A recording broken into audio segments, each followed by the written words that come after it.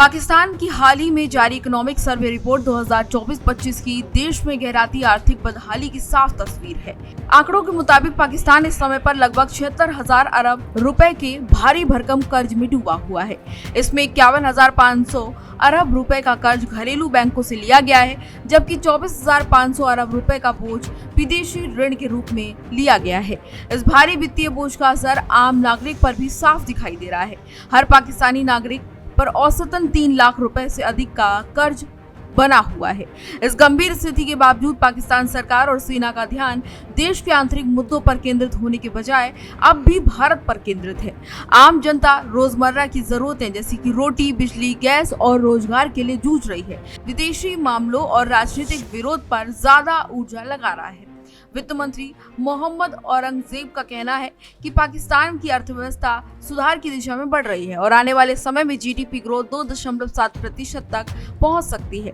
हालांकि 2023 में देश की जीडीपी ग्रोथ 0.2% थी, जो कि एक स्पष्ट मंदी का संकेत देती है। पाकिस्तान का कुल कर्ज की अगर बात की जाए, उसकी जीडीपी के 2/3 से भी ज्यादा है।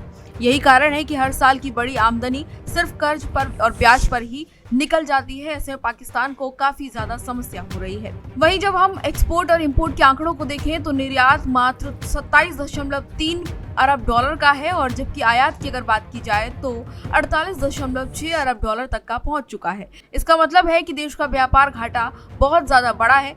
ऐसी स्थिति में रिकवरी का दावा करना भ्रामक स्थिति बनाना ही है, जो कि असल में कर्ज के जाल से निकलने के बजाय उसमें और उलझने जैसा है। पाकिस्तान का विदेशी मुद्रा भंडार करीब 16.64 अरब डॉलर तक का पहुंच गया है, जो देखने में सकारात्मक लग सकता है, लेकिन इस भंडार का बड़ा हिस्सा IMF यानी कि वर्ल्ड बैंक और खाड़ी देशों जैसे सऊदी अरब और UAE के लिए ऋणों पर आधारित है। IMF के दबाव में पाकिस्तान सरकार अब 24 सरकारी कंपनियों के निजीकरण की तैयारी कर रही है। इसका उद्देश्य सालाना करीब 800 अरब रुपए के घाटे को कम करना है। हालांकि इससे भविष्य में रोजगार के अवसर कम होंगे, सेवाएं महंगी होंगी और आम जनता पर वित्तीय बोझ और बढ़ेगा। देश के आर्थिक हालात जैसे बेरोजगारी, महंगाई और घटती क्रय शक्ति से ध्यान हटाने के लिए पाकिस्तान सरकार और सेना एक बार फिर भारत विरोधी राजनीति को हवा दे रही है। पाकिस्तान अधिकृत कश्मीर यानी कि POK में सैन्य गतिविधियों को तेज किया जा रहा है और अंतर्राष्ट्रीय मंचों पर भारत को बदनाम करने की कोशिश भी की जा रही है। ये सब उस समय हो रहा है जब खुद पाकिस्तान के अंदर जनता का जीवन और तमाम मूलभूत सुविधाएं नहीं मिल पा रही हैं। तमाम वहां के लोग मूलभूत आवश्यकताओं के लिए जूझ रहे हैं। सरकार की प्राथमिकता विकास और स्थायित्व पर होनी चाहिए, लेकिन इसके बजाय विदेश नीति को एक हथियार की तरह इस्तेमाल किया जा रहा है ताकि घरेलू असफलताओं को ढका जा सके। भारत पर आरोप लगाने और बयानबाजी करने से ना तो देश को तरक्की मिलेगी, ना ही अर्थव्यवस्था में सुधार होगा और ना ही आम आदमी की हालात जिस तरीके से भी बदतर बने हुए हैं उनमें कोई सुधार होगा।